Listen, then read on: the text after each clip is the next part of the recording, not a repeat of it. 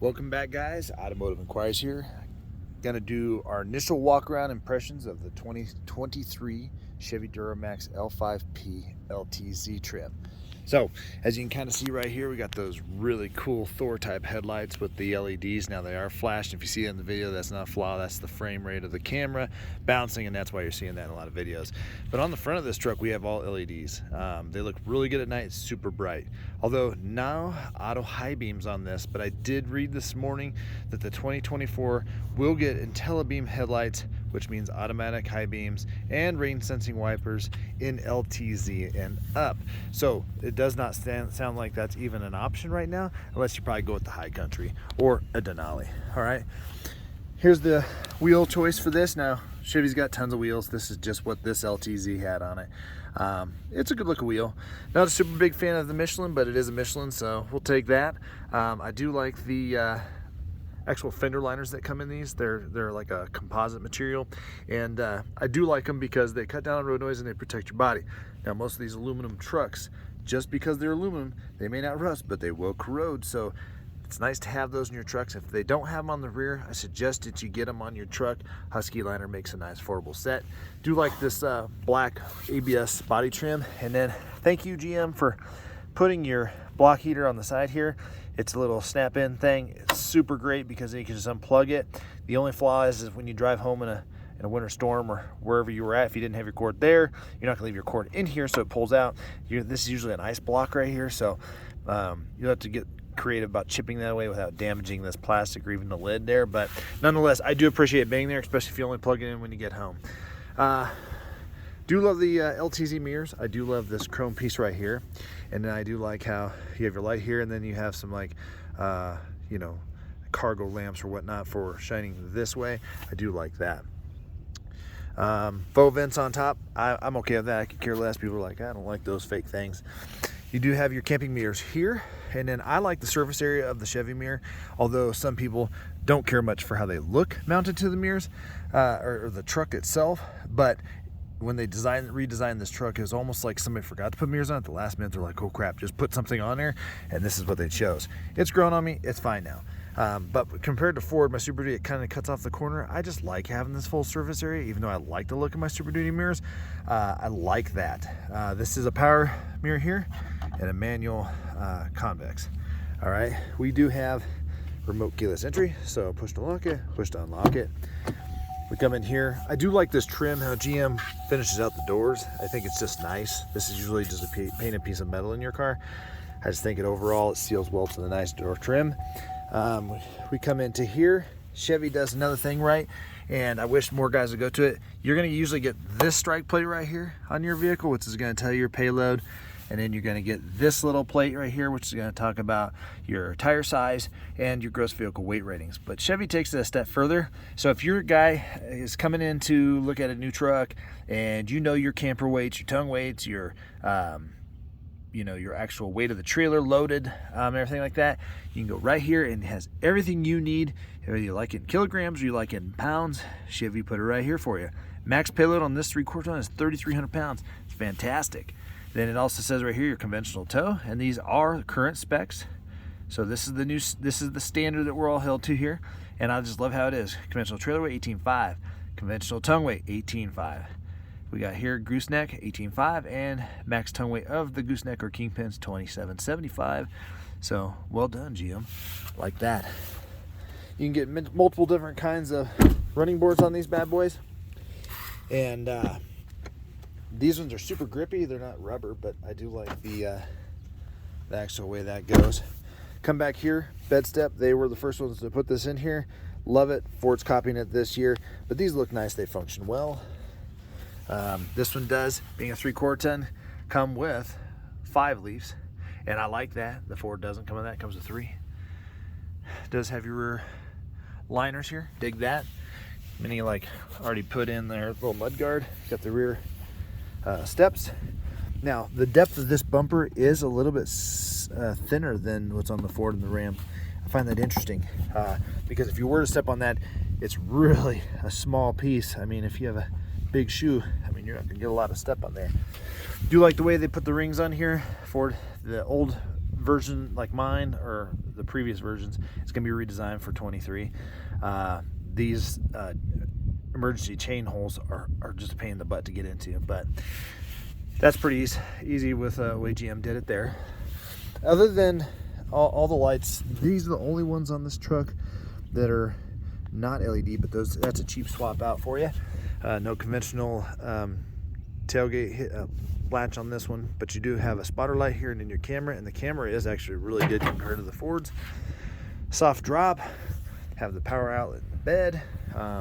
There is no puck system in here for fifth wheeling, and there is no LED bed lighting, even though it's an LTZ. So interesting pick by GM. But I do appreciate the 12 tie down points in here. They're all rated, I think if I remember right, to 2,000 plus pounds a piece, so that's pretty darn good. And then the inside of the bed is kind of more inset to the exterior of the bed, so it does give you technically more cargo room. Easy up tailgate, which I like. Again, love the bumper steps, that's great. Not a Z71 package. I do like the kind of like rear spoiler. I think that looks nice. It makes the roof line look like it's sloping down, but it's really not sloping down that much. So as we walk our way around this vehicle, I think it's hit or miss if people like this front end. I really enjoy it. It's just something different, but I like the Chevy Avalanche. I did not like the Pontiac Aztek, but I like the Chevy Avalanche, and I like things that look a little bit different. This truck just is really beefy looking, very masculine. The functional hood scoop is cool, but on the gasser, this is just blocked off. It's not even a functional piece, but on the diesel it is. When you come to the doors over here, inside here, we get, being an LTZ, at least you do get the functionality of the set memory for your mirrors and your radio, whatnot. You do have the power scoping mirrors or power moving mirrors, and then you do have the folding mirrors. Although I will tell you this much, I don't really think that you need to extend the mirrors all that much. They're so big. I never used them like that on my custom, although they were manual flip outs. They were so huge, and I appreciate that.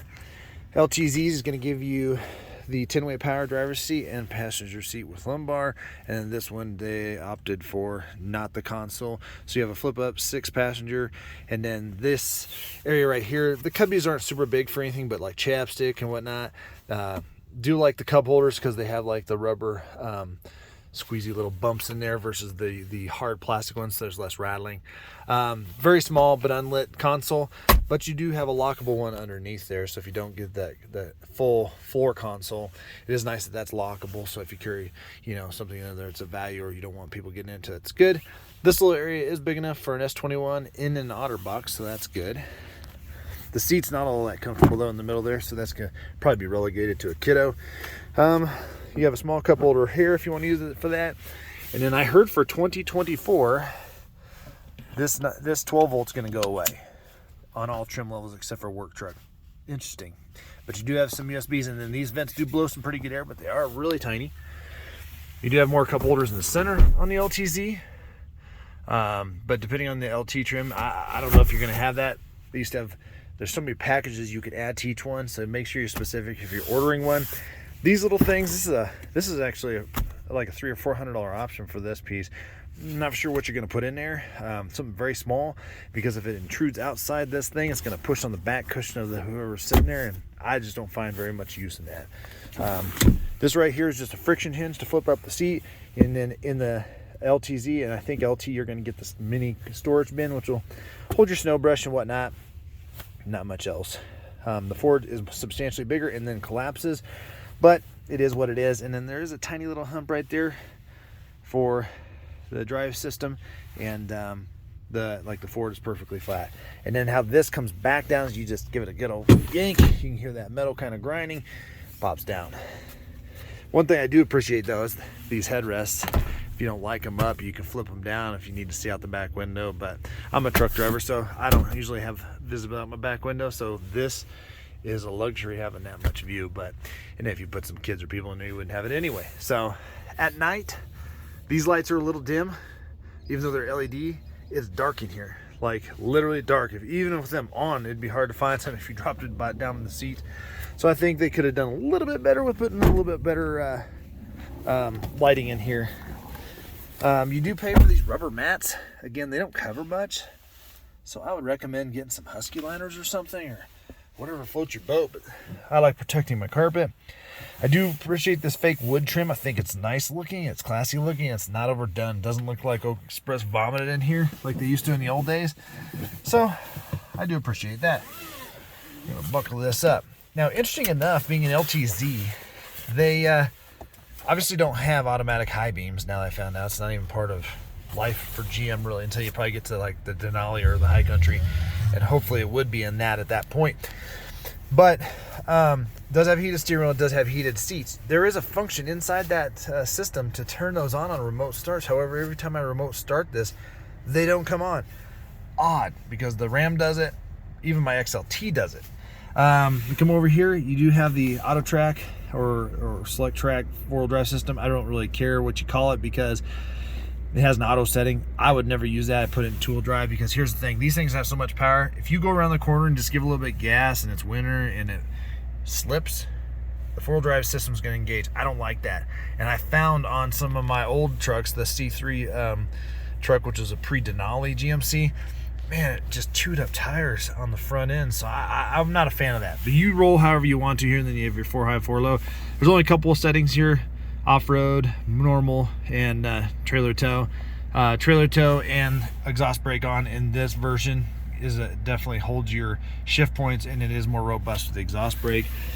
You have all your lights down here. Interesting enough though, if it's dark and you have it in auto and you turn on your fog lamps, every time you cycle the key, it shuts them off. I don't know.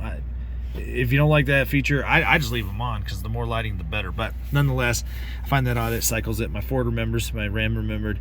Then you have your exterior lighting features here. You have your cargo bed light, which then actuates those little lights facing back on those mirrors. And then you have your front facing ones. So that's cool. I do appreciate the gauges here. I like analog gauges with a little sprinkle of digital stuff.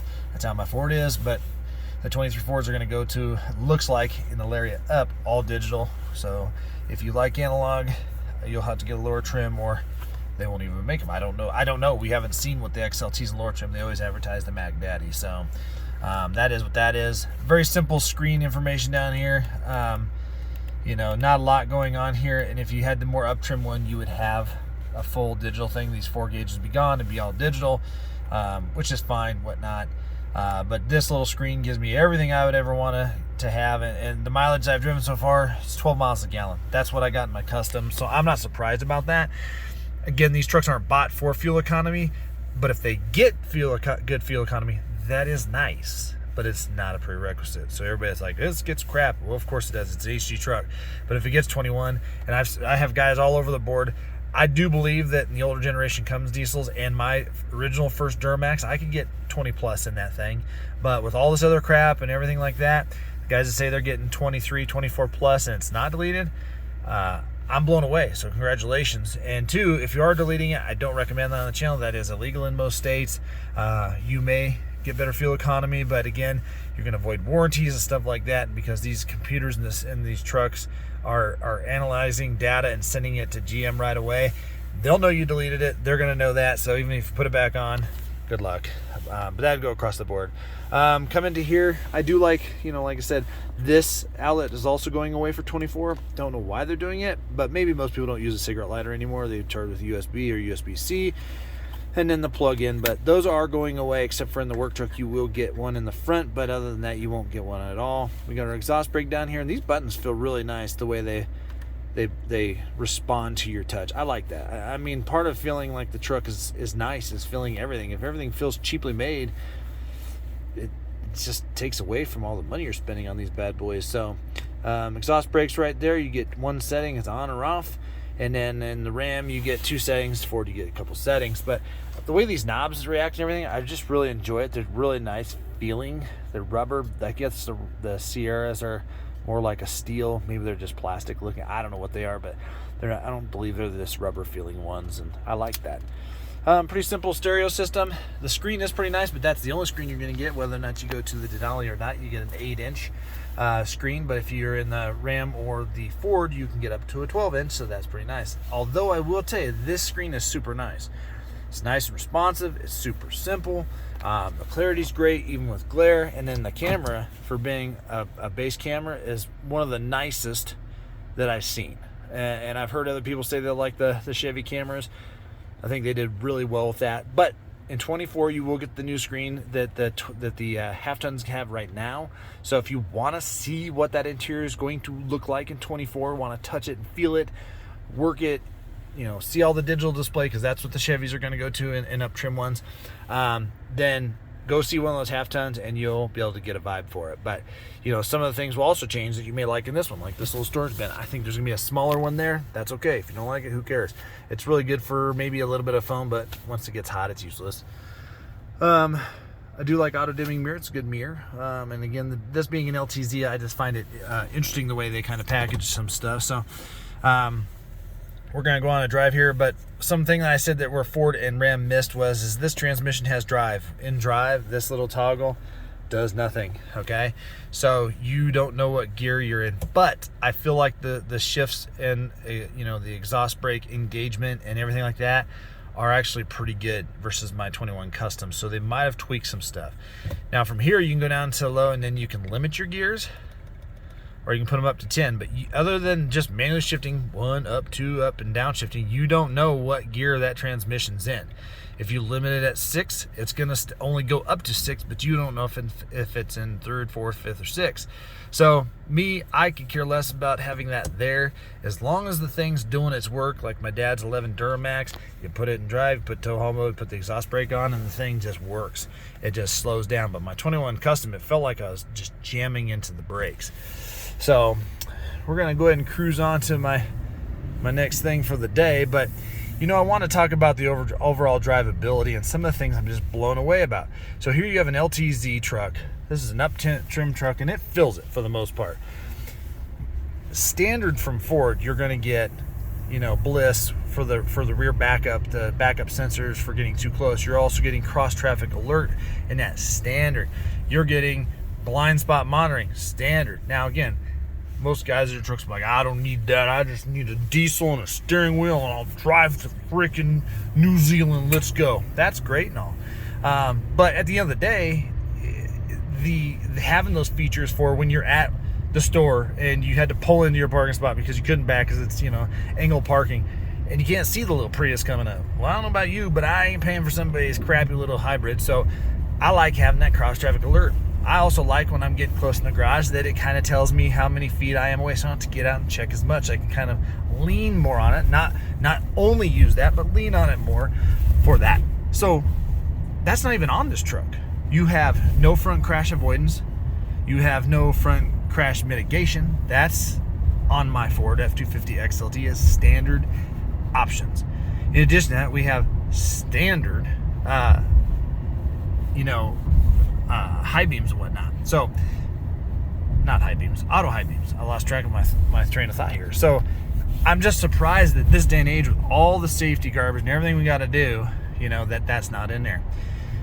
So I like this truck initially, all right, and but after going through the little data thing on the diesel truck, it's page, I think, 17 in the diesel engine supplement on the Duramax. And it's going to be the same thing for the power stroke. It literally says in there, if you like driving this truck to get your groceries and firing up idling in the morning and driving stop and go traffic and everything, you can damage your diesel, your DPF, and your EGR. You can damage all that. It says that. That's how you're going to lose if you burn up pieces of your emission system and have to pay for it, because the truck's gonna tell them based on analytical data what you do in the drive.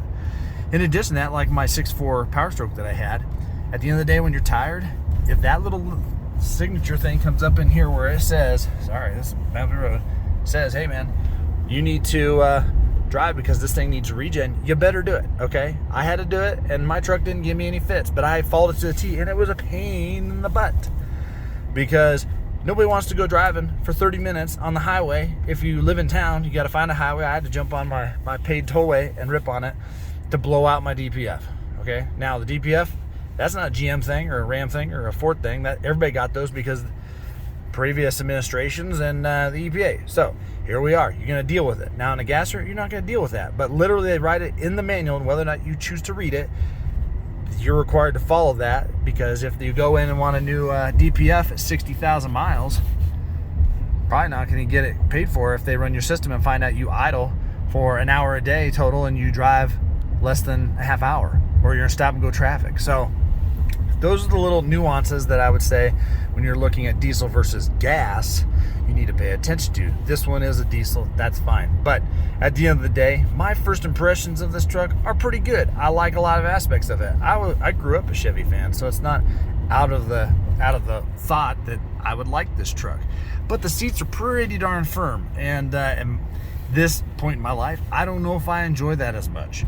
Now, this is my buddy's truck, so I'm gonna have it till Monday, so I'm gonna do some time riding around in it. And the seats are pretty good, but they are pretty hard. So even after a while, I think that would be a little bit stiff, but you know, that'll be up to you. So guys, more content coming on this truck as I have for the rest of the weekend. Some final thoughts, would I recommend it? Those are all coming. We'll see you on the next one. Please do subscribe and hit the notification bell.